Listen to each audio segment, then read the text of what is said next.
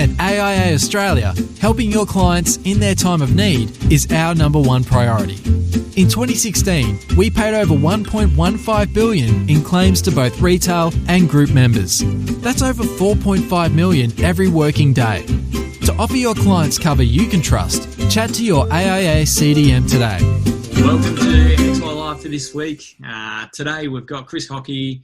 He's going to talk about how to build a national advice firm from a one-man practice. So going from where I am into a national business. So super excited. Just before we get cracking, just want to talk about the Facebook group. It is going gangbusters. We've got 850 plus people in there, I think, 850 plus.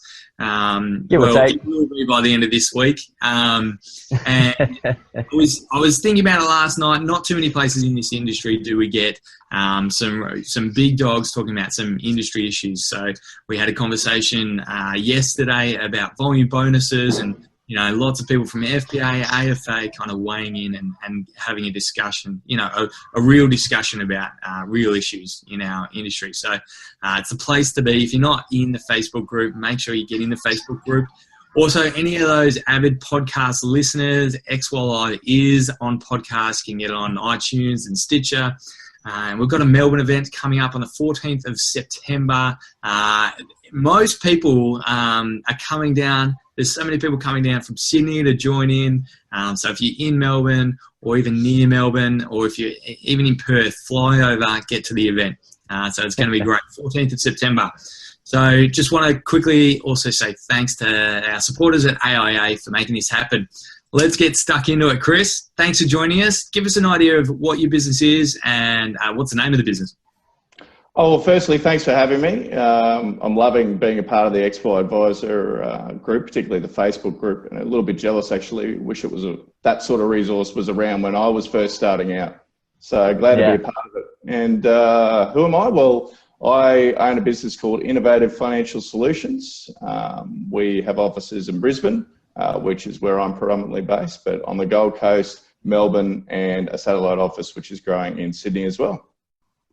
Awesome. So, I just want to say thank you for being a part of the group. I know you and Michael are quite involved in what's going on in the Facebook group, so thank you. Give us an idea about where you started in business. So when did you start? How did you start? I started the practice on my own in 2009, very much with the focus on, I'd been a bank planner for about 7 years, and I started when I was 22, so which was a little bit different. Back in those days, there was a lot more grey hair in our industry when I first started, so it was a bit of an anomaly. But I really got to a stage where I wanted to deliver advice in a particular way. I wanted to do goals-based outcomes for clients. I wanted to build long-term relationships with clients. I did want to be product-focused, and I also wanted to deal with clients under 55 as well. So that was the main reason for starting the business back in 2009. Fantastic. So everyone who's watching, make sure you just ask questions. Not too often do we get someone who's started off just by themselves and grown to multiple offices, done purchasing, done mergers. So we're going to discuss all of those things today. But Chris, next question, how big is your business today? So we've got 4 advisors and plenty of support staff sitting behind that, which is great. We have about 800 active clients. Wow. We probably onboard 200 to 300 new clients a year. So that I think is a testament to the appetite out there for the sort of advice that we're giving, but perhaps which is a bit different to some of the people that might have been watching it. They're sort of just starting out over the last couple of years giving that type of advice, but we're perhaps an example over a bit more of an extended period of time that there's a lot of those people out there, and they're really hungry for the right type of advice. So, that's the size of our business at the moment. Yeah, wow. So 200 to 300 clients, are they all active clients? Because you said you've got 800 active clients. Yeah, so by the nature, particularly with the Wealth Accumulator, one of the best things I did in the early stages was segment the type of advice that we give.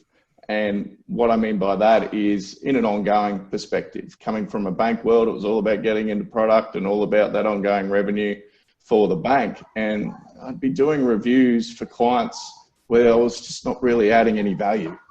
They were passive in their nature. You know, you're 80-year-old in a pension super in index or multi-manager funds. What are you really adding value to in some scenarios? So it was really liberating in the early days to only charge a fee if I was doing work for a client. As silly as that sounds, my hairdresser can do it, so maybe I can too. And that was great. So if we were sitting down with a client and we were doing some transactional work and they were charging a fee for that work, but really there was nothing right at that point in time where there was a need for them to be paying money year in, year out, and for us to be sitting down and reviewing, that was okay.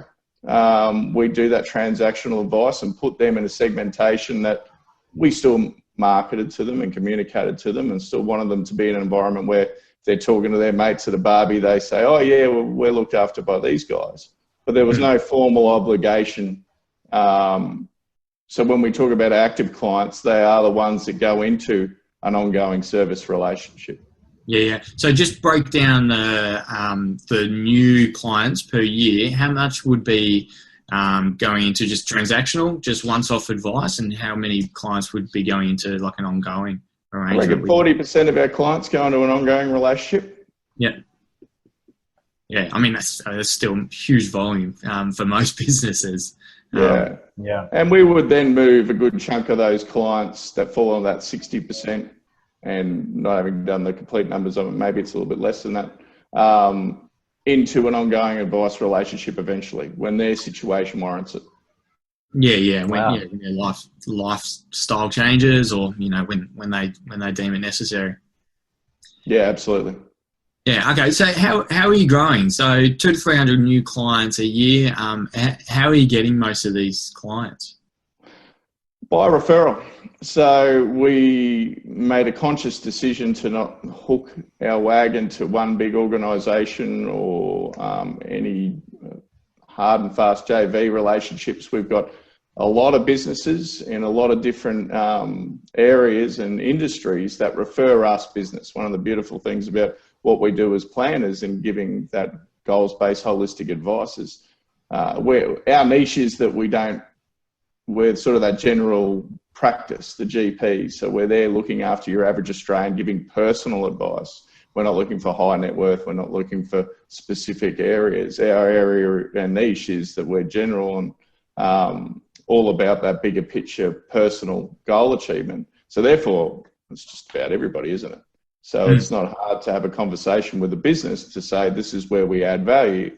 So we get a lot of referrals in from various different businesses. And as we've grown over time, we're very deliberate in how we get referrals from our existing clients as well.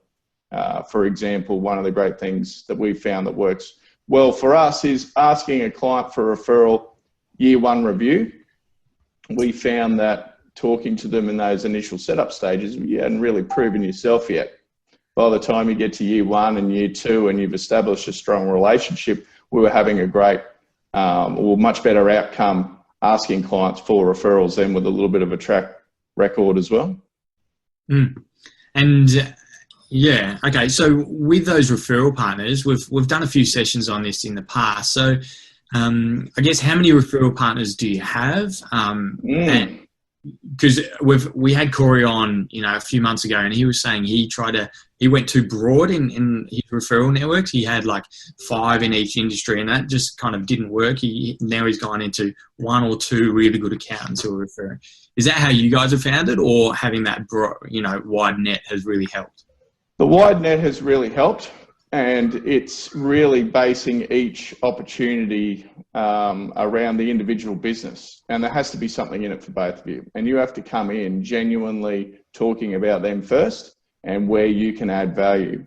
I know before we started talking on the Facebook Live, offline, we're having conversation about where we add that value as advisors and what we can see all the way through, and then what we have to pass on to lawyers and accountants. And in our case, we don't have in-house lending, so lenders as well.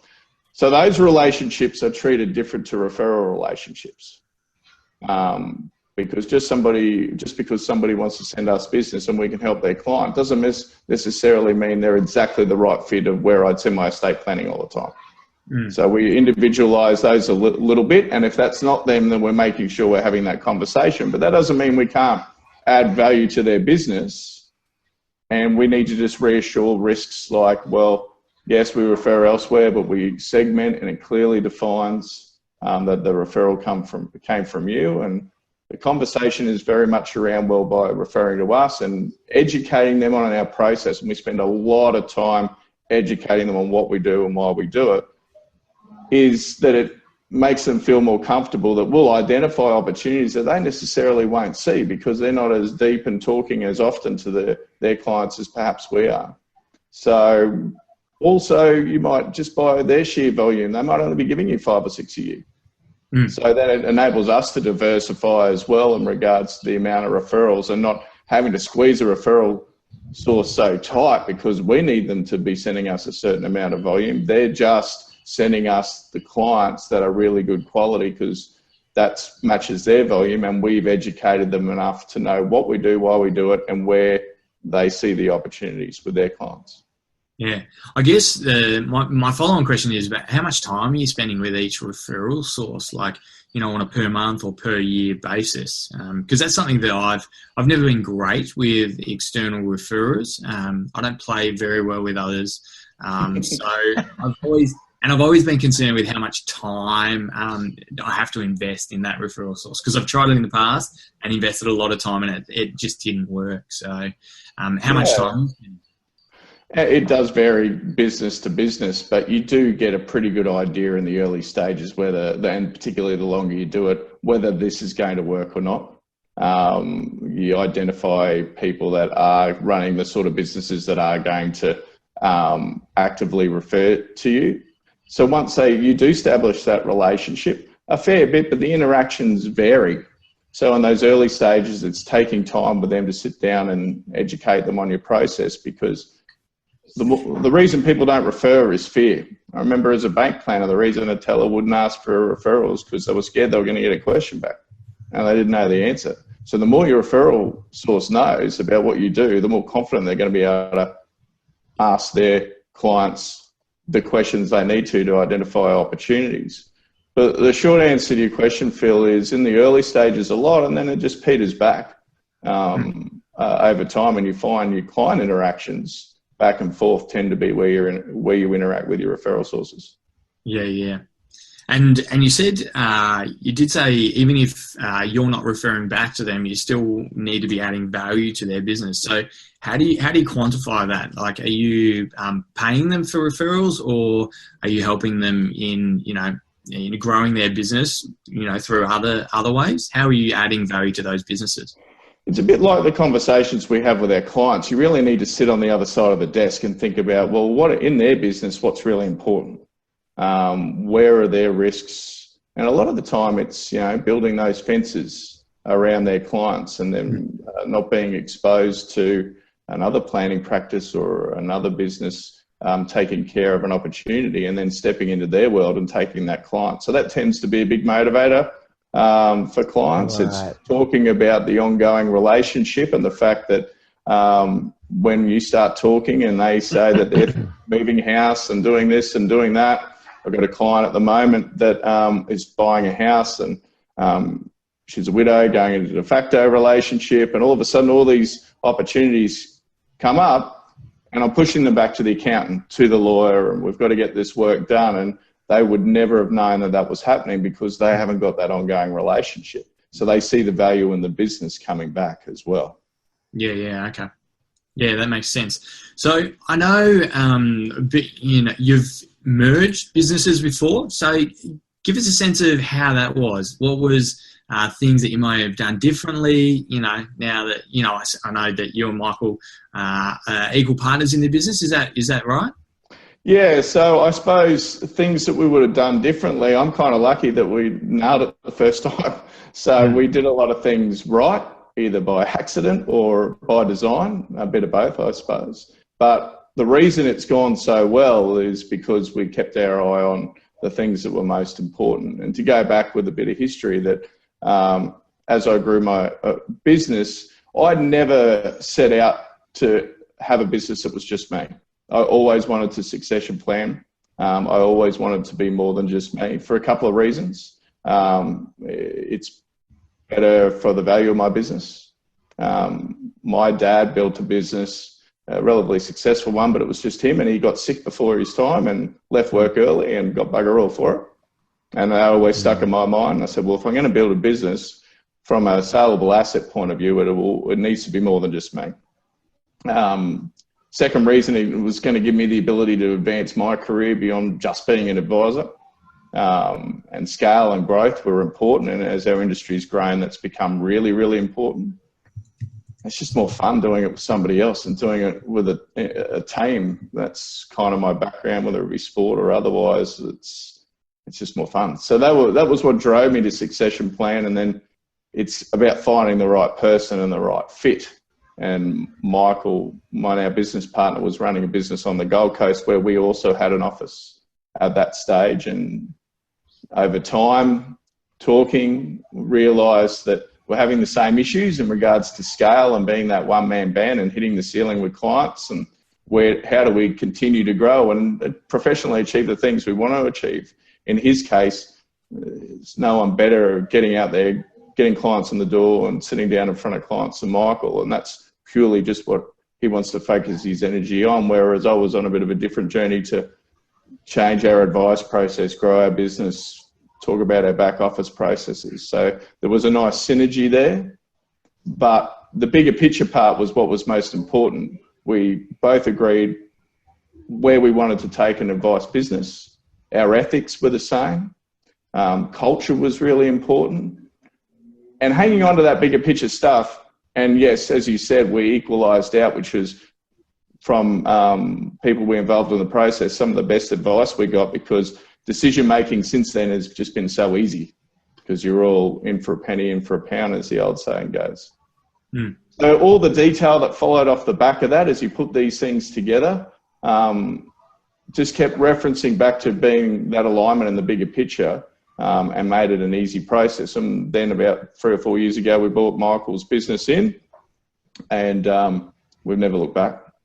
So how long were you guys working together at all before you merged, or what was the process? We were under the same license. That's and like all of us, meet at a conference, have a chat, complain about the same things, and it was just, from my perspective in particular, I always had that mindset of partnership and always an interest in other advisors.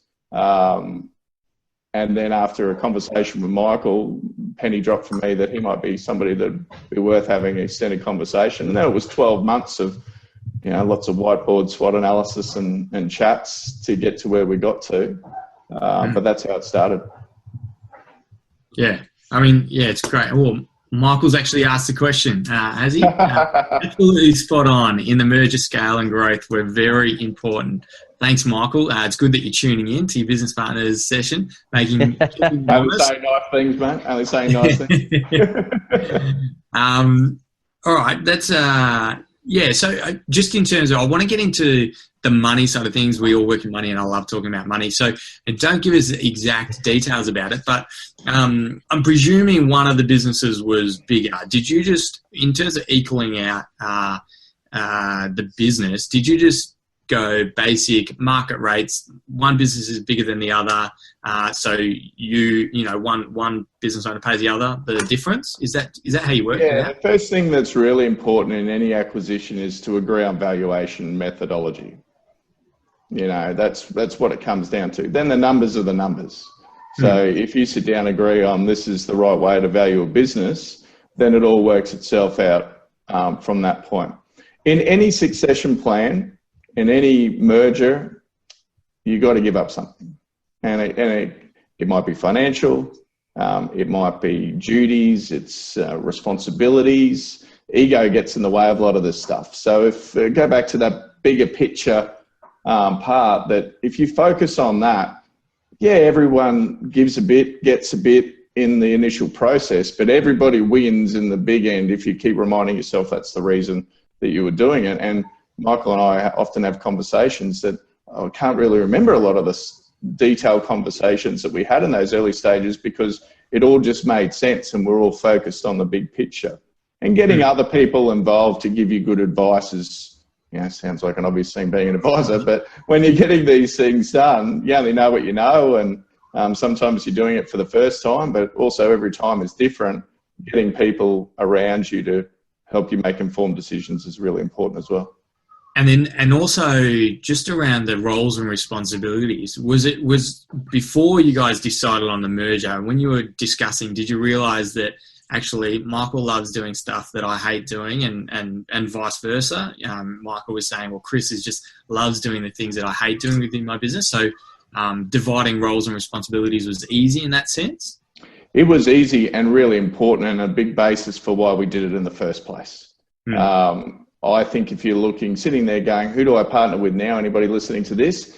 Skill set's really important, but a slightly different skill set from yours is really advantageous.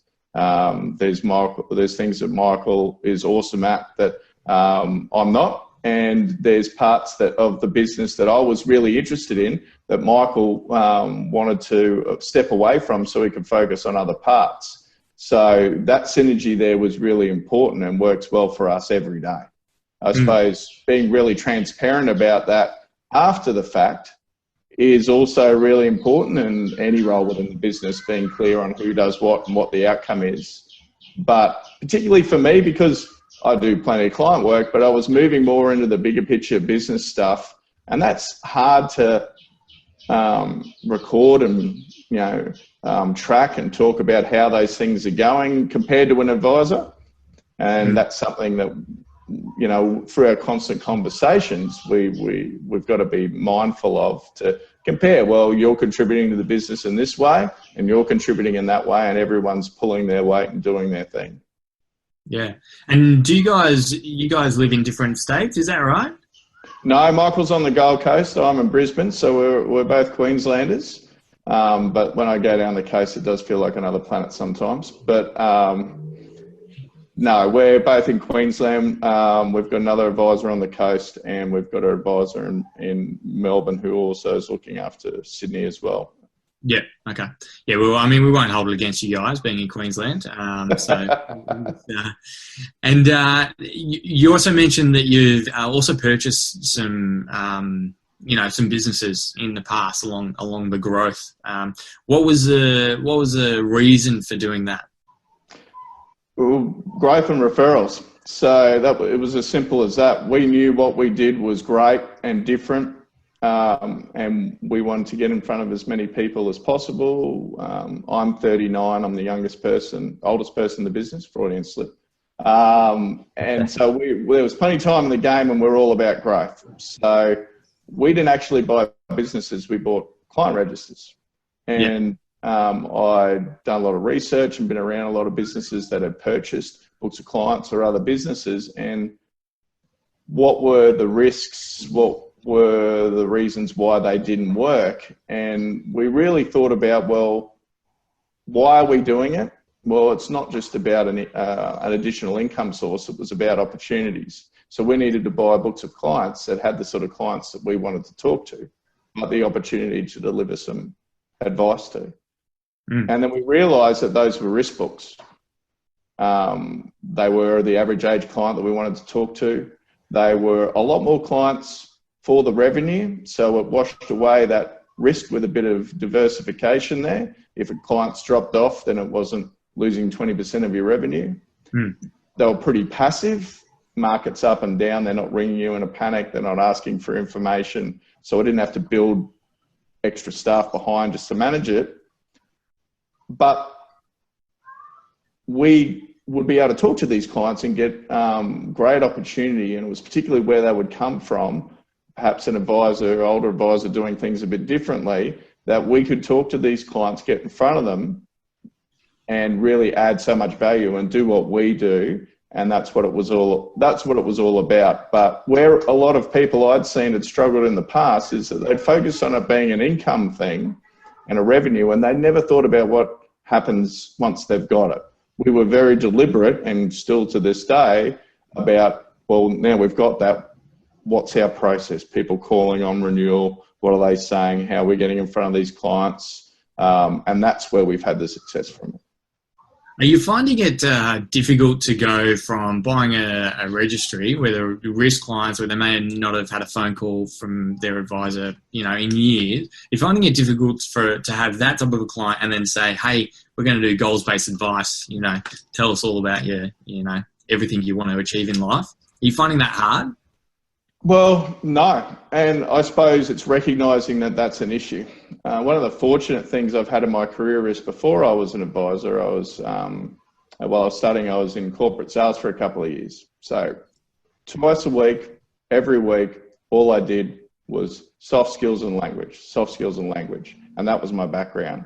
And when I came over to financial planning, I realised that was my advantage in the early days. So in our business, we spend a lot of time in being really good in the language we use and the way that we essentially sell our services and the value. I mean, that's the difference between being a planner and other professions, is that we need to spend the first 20 minutes of our conversation with clients explaining what we do and why there's value in doing our service. It's not ingrained in people, particularly of our age bracket. So we spend a lot of time working on that. And yeah, it was a little bit of an advantage as opposed to a disadvantage that these clients were a bit disengaged and perhaps in legacy products. So we would go out of our way to point it out, and there were issues with perhaps the products that they've got or their situation that they needed to address.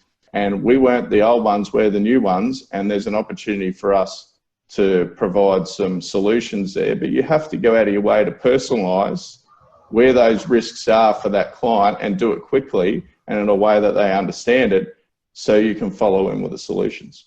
Mm.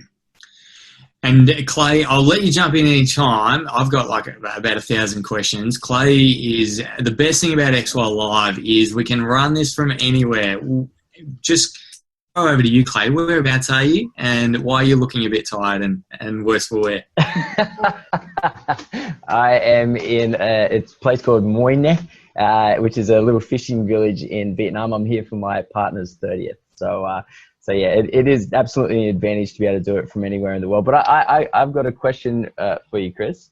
And this is sort of going back to what we were talking about before with referrals.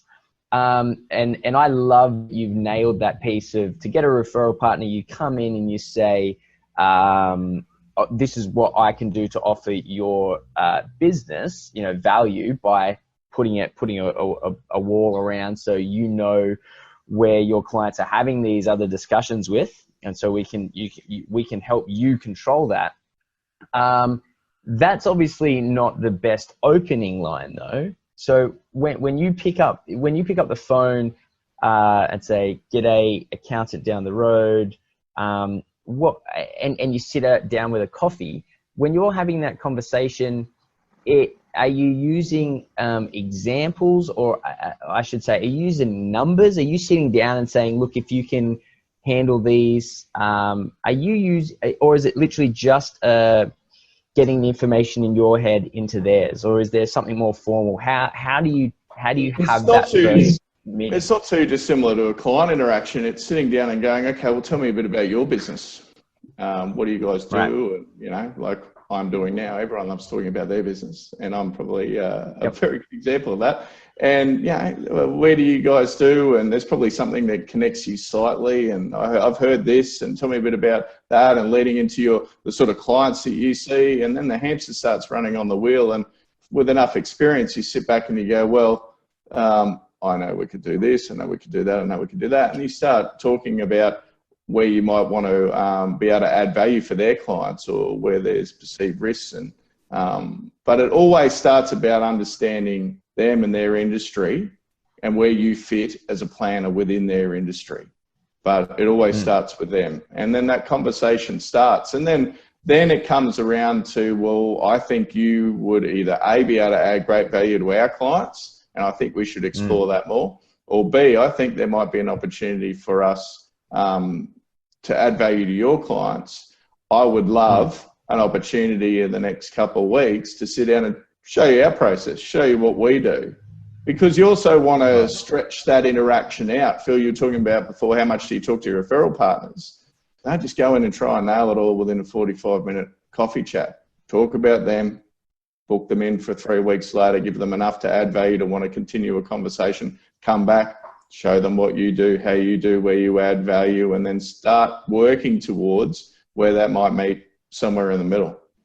Does that answer your question? And then, yeah, that's great. And then in this course that I've done in the past, KPI, they've got this formula that says partnerships, or referral partners plus a gift equals leads. And so do you have any gift, or do you have anything whatsoever that you give to your referral partners that they can send out on your behalf, right? So you've done all this work to gain the trust and get your foot in the door.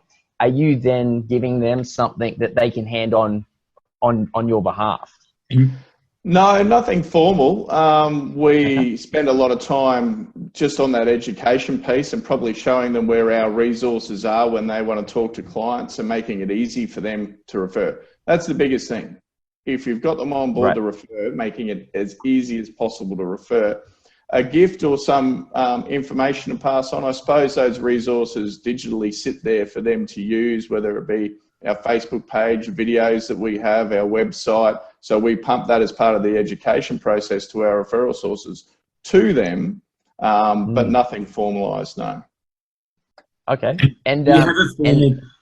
Sorry, Clay, go, mate.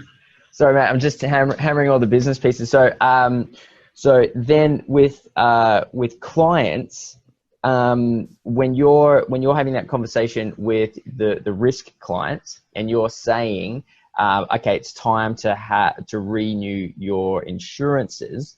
Are you prepping them? Or sorry, I guess my first question is: do you have a sales team that is making these calls for you, or do you do them yourself? And are they aware that things are drastically different before coming in, or do they learn upon arrival? So, I mean, back in the day, it was us, but scale has meant that we've had to split that process up. Nobody's going to be able to sell the first appointment better than an advisor. But what we have is somebody outside of the advisor whose role it is to contact the client and place a couple of key reasons as to why, with their permission, they'd like us to do a little bit more research and get an advisor to contact them. So essentially to warm up that process. And it's amazing how big the rate is on that, and putting referrals on our advisor's desks. And then the advisor, I mean, nobody's going to do anything unless there's something in it for them. So the advisor has the knowledge base to then just contact that client and take that a little bit further and say, well, I've noticed this and this about your situation, and have a conversation and maybe pick up a couple other things and give the client enough of a reason to take that further. And also the advisor's got the experience to talk to them and go, well, they're probably best where they are, or we're not going to be able to add value, and pre-vet that a little bit as well. Awesome. So someone else in the office, let's call them a support staff in some capacity, are making that cold call and just saying, hey, this is your insurances. Do you mind if we get a couple of extra bits of information for the advisor? The advisor then looks at it and goes, well, there's a 50% chance they can use my help. I'll talk to them individually. That then, let's say 50%, there's nothing we can do. Excellent, stay where you are, blah, blah, blah, blah. Or the other 50% come in, let's have a meeting, and then the additional information is laid on top. And then through that process, then we start educating them on why it should be more than just the IP policy we're talking about. And to go back to the original phone call too, there's so much value in that call on its own. And that's something that we reinforce within the office. What are your contact details? This is who we are. So if anything comes up, we call it the old, if they win lotto theory. So we build a relationship, even though that's passive, that they now know that we're looking after that policy and we have all their details and we can communicate to them. So if their situation does change, they're aware of us and that relationship there as well. So there's value in just that phone call, whether it leads to a lead or not. Awesome. So I've got a question. What's next? What's in the pipe works? What are you thinking of doing? Are you thinking about getting rid of Michael? Because he's not doing it. No, he's been away on holidays for 6 weeks and it was painful. So I'm happy he's back. So that's definitely not going to happen. What is next? Well, we're spending a lot of time on our advice process. And always trying to continue to evolve that to be the best that it can be. And that's really changing fast, as everybody knows, in the XY network. So we're wanting to make sure that it is easy for people to get advice, that it's easy for us to deliver the best possible advice that we can, and we're reaching as many people as possible. And off the back of living in that goals-based world for long enough now, we realise that we're having such deep conversations with clients that how do we continue to achieve all their goals and add value, not just in some of the areas we can see all the way through, but the other areas we'll identify and refer off, and some areas like health and lifestyle that we identify and then just leave that conversation open. So how do we broaden our service offering to even slightly move away from finance and just be about somebody's personal consultant to achieve their life goals?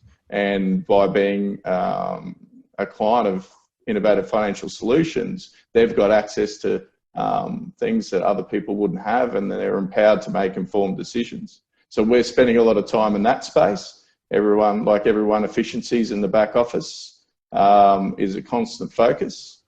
And I suppose the reason for why we set the business up in the first place, and the why we've ended up in multi-site, is building a business, and what I get the greatest pleasure out of, building a business where advisors can reach their full potential professionally. That's why the business has grown the way it has. We didn't set out to have multiple sites. I set out to build a business where advisors that I could see wanted to give this type of advice, but were in environments that didn't enable them to be able to do that because of the restrictions around them. And they didn't necessarily want to start businesses or build those resources. They just wanted to give that type of advice. So I've tried to build a business that has all of that they can plug into, and we can build that around somebody I identify has the great skill sets to go to that next level and provide them those opportunities. And we have that type of business now. So we're looking for those types of advisors, and that's mutually beneficial. I mean, that's something I personally get a great kick out of. I coach junior sport, and I just get such a kick out of being involved in other people's success. Yeah, so if any advisors out there, you're looking at changing your job, or Clayton, if you want to get back into advice, then go have a chat to Chris. Office in Vietnam, mate. Yeah, that's right. Done. Yeah, exactly. So just, I guess we're quickly running out of time, but I've just got one question, kind of changing track a little bit, moving to, you said goals-based advice. How are you, and I'll just preface the question, we did a Sydney event going beyond the SOA, and one of the things that we talked about was like capturing clients' dreams and goals, and where, like, because financial planning software isn't designed to capture that. It's like, what's your super balance, what's your insurance premiums, and sums insured. So what technology are you using to kind of capture that and have that front of mind for the advisors? So the first place I think any advice that I would give on that is really spending a lot of time as an advisor on practicing your ability to have those conversations in the first place. Really good language and how to get that information out and have those conversations. Because having good technology or a laminated goals on the fridge is a great post that conversation outcome, but we spend a lot of time on how we get there in the first place and then link that back to our strategies. But to answer your question directly, we've got a few tools that we use, but we're now in the process, and not far away, with software designers of developing something specific to help enhance that conversation with the client interactive. So, program where they can be literally moving their goals graphically and onto timelines and writing down what those goals are, and then being able to lock that away, and then being able to access that in their client portal and be able to refer back to that and have something tangible at the end of your conversation to refer back to, but also something for my advisors to use to enhance that conversation. I mean, that's the big one. Often we'll be sitting in front of clients, and even between themselves, they've never had that conversation because it's not an easy one to have sometimes. So our power as advisors is to create an environment where you can facilitate that, and having some sort of digital program, you're right, Phil, didn't really exist. So we're out there building it ourselves. Yeah, okay. I mean, my personal view is that is the only value that we bring as advisors is having those conversations. Almost anything else, the information that we provide on super insurance, it's great, but really the only value that we bring long term is having those conversations. Clayton clearly disagrees with me. I disagree. I disagree, Phil. I think all that information is fantastic, and you're right. If you look at it from a rational point of view, you're probably correct. But I feel like with the connection that we make with the client, we then direct that towards the change of behavior, and so we almost personify the engagement with their own money. And I go on about this a lot. It's like all that information, as you've said, already exists, and it's very easy to get elsewhere. It's almost like, you can learn how to do a sit-up anyway. You can learn Brazilian Jiu-Jitsu just through YouTube videos. But none of that matters, really. Like 1% of people would do that. And maybe that 1% of people are financial advisors. And so I think it's hard for us to come to terms with that. But majority of people, just because the information there, doesn't mean that they'll do it. So I think by having that goals-based, questionnaire not only achieves things outside of money, but it also includes increasing a relationship personally with the advisor and the individual, and then using that relationship to get the better outcome. I think that's hugely valuable as well. I think you're both right. I think what we do is we educate. That's a huge thing that we do because it's not done in schools, and by the time we're coming out, we're all just doing what our mates told us they're doing. So through the education, we empower them, but you've got to give the power back to the client to feel like they're making the decision. Having done this for 15 years, it is pretty awesome to be there when people require, when they retire, when they achieve those goals, because in those early sort of 3 to 5 years, you go, I think this is right. But I have it at the end where it works, and it's awesome. The goals base and the education part is what we do, and that's the reason I sit in front of clients. That's right. Well, Clay, it wouldn't be a session or a conversation between you and me unless we disagreed. Actually, no, that's wrong. We totally were on the same page. I was saying that is our value as advisors, is doing what you were saying. Isn't what we, providing insurance advice isn't, coming up with a recommendation of what insurer to go with isn't our value. Our value is having those conversations, helping clients take action. So we kind of agree, but we do disagree all the time. But I just prefer to disagree with you, Phil. Yeah, that's right. You pretty much, you just start with, I disagree, Phil, and then say the same thing as me. So that's as long as I get the first sentence in. All right, we're quickly getting into a bit of chaos here. Let's finish up. Thank you so much, Chris, for coming on board. My pleasure. Just sharing all your knowledge and all your experience with, referrals, mergers. One of my big takeaways, actually, I like getting a big takeaway. One of mine was asking for a client referral after the first year. Don't have the first meeting and say, all right, now, give me another client. After the first year, you've proven yourself. Then you can say, hey, is there anyone else to chat to? So that was my big takeaway. So thanks heaps, Chris. No, my pleasure, mate. It's been great. All right, make sure next week we've got another XY Live. We've got them every single week, just live streaming on Facebook. If you're not in the Facebook group, look yourself in the mirror, get in there. And thank you again to our supporters, AIA, for bringing XY Live. And thanks, Clayton, for coming all the way from Vietnam. Bye, everyone. See you guys next week. Bye. See you later, Chris. Cheers, mate. Bye.